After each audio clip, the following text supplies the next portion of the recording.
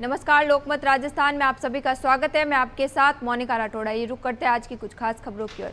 Israel Iran संघर्ष को 10 दिन हो चुके हैं। इजरायली एयरफोर्स ने रविवार देर रात ईरान के शाहरूद में बैलिस्टिक मिसाइल का इंजन बनाने वाली फैक्ट्री पर बमबारी की। ये जगह इजरायल से करीब 2000 किलोमीटर दूर है। इस हमले में इंजन बनाने वाली कई मशीनें और जरूरी इक्विपमेंट तबाह हो गए। इसके अलावा इजरायल ने तेहरान, केरमानशाह और हमादान में भी एयर स्ट्राइक की। दूसरी तरफ अमेरिकी राष्ट्रपति डोनाल्ड ट्रंप ने ईरान में तख्ता पलट के मुद्दे पर बात की। उन्होंने सोशल मीडिया पर कहा कि अगर मौजूदा ईरानी सरकार ईरान को फिर से महान नहीं बना सकती तो सत्ता परिवर्तन क्यों नहीं होना चाहिए। Make Iran great again.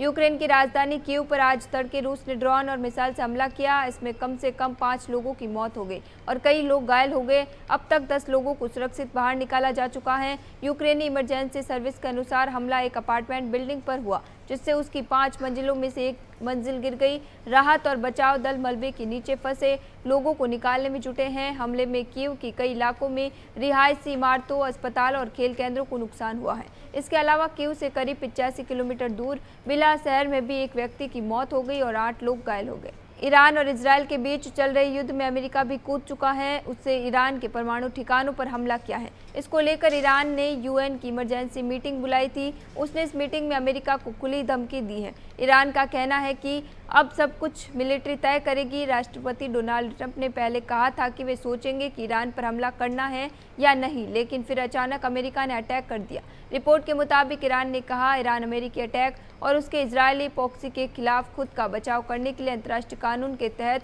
अपना पूरा अधिकार सुरक्षित रखता है। ईरान की जवाबी कार्रवाई का समय, नेचर और पैमाना सशस्त्र बल तय करेंगे। सीरिया की राजधानी दमिश्क में रविवार रात एक भयानक आत्मघाती हमले से कम 22 लोगों की मौत हो गई और 63 लोग घायल हो गए। हमला Greek Orthodox Saint Elias church में उस समय हुआ जब दर्जन लोग प्रार्थना में शामिल थे। ये घटना तब हुई जब चर्च के अंदर एक इस्लामिक स्टेट से जुड़ा आतंकी घुसा, पहले फायरिंग की और फिर खुद को उड़ा लिया। हमला भारतीय समय अनुसार रविवार रात को हुआ।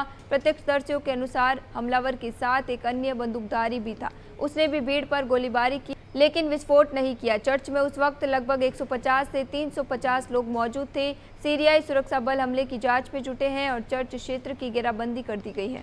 सरकार ने यह भी कहा कि धार्मिक अल्पसंख्यकों की सुरक्षा सुनिश्चित की जाएगी। पहलगाम हमले के 3 आतंकियों में से एक की पहचान हो गई है। रविवार को एनआईए की गिरफ्त में 2 आरोपियों ने बताया कि हमला करने वाले 3 आतंकियों में से एक का नाम सुलेमान शाह है। बाकी 2 पाकिस्तानी आतंकियों के नामों का खुलासा फिलहाल नहीं किया गया है। सुलेमान भी उसी आतंकी नेटवर्क का हिस्सा है जिसमें वे आतंकी शामिल थे, जिनकी तस्वीर पहलगाम हमले के बाद सामने आई थी। इन आतंकियों में हासिम मूसा, तलहा भाई और जुनेद थे। हालांकि जुनेद पिछले साल ही एनकाउंटर में मार दिया गया था। जुनेद के मोबाइल फ़ोन में ही इन आतंकियों के फोटो मिले थे। उस फोटो में सुलेमान शाह की फोटो भी है, जिसे कई पीड़ित परिवार ने पहचान ली है। उत्तर प्रदेश में समाजवादी पार्टी ने बागी विधायकों पर कड़ी कार्रवाई करते हुए 3 विधायकों को बाहर का रास्ता दिखा दिया है।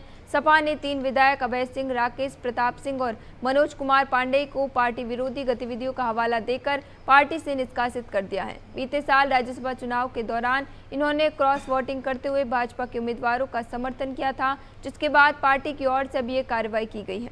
इन तीनों विधायकों को बाहर का रास्ता दिखाते हुए पार्टी की ओर से साफ कर दिया गया है कि पार्टी की मूल विचारधारा के साथ समझौता करने वालों के खिलाफ सख्त कार्रवाई की जाएगी। इंडिया गठबंधन में दरार आ गई है। गठबंधन का ही हिस्सा आम आदमी पार्टी ने अब बिहार में चुनाव अकेले लड़ने का ऐलान कर दिया है। आपको बता दें, 11 वर्ष दिल्ली में सरकार चलाने के बाद सत्ता से बाहर आप ने नई रणनीति बनाई है। पंजाब में आपकी सरकार का 4था साल है। वहां कांग्रेस और वामपंथी पार्टियां मौजूद हैं। बिहार में राजद, कांग्रेस और वामपंथी पार्टियां इंडिया गठबंधन में शामिल हैं। ये आम आदमी पार्टी की राष्ट्रीय स्तर पर अपनी मौजूदगी दिखाने की रणनीति है। मौसम विभाग ने देश के 8 राज्यों में बारिश से अति भारी बारिश की चेतावनी जारी की है। दक्षिण पश्चिम मानसून की सक्रियता और बंगाल की खाड़ी में बने कम दबाव के क्षेत्र में कारण अगले 24 से 48 घंटों में कई राज्यों में मूसलाधार बारिश, तेज हवाएं और बिजली गिरने की संभावना है।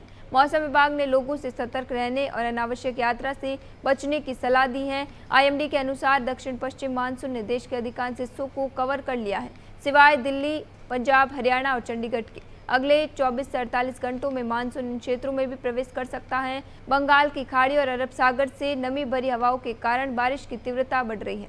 फिलहाल के लिए इतना ही, फिर लौटेंगे एक नए सच के साथ। तब तक के लिए दीजिए इजाजत। नमस्कार।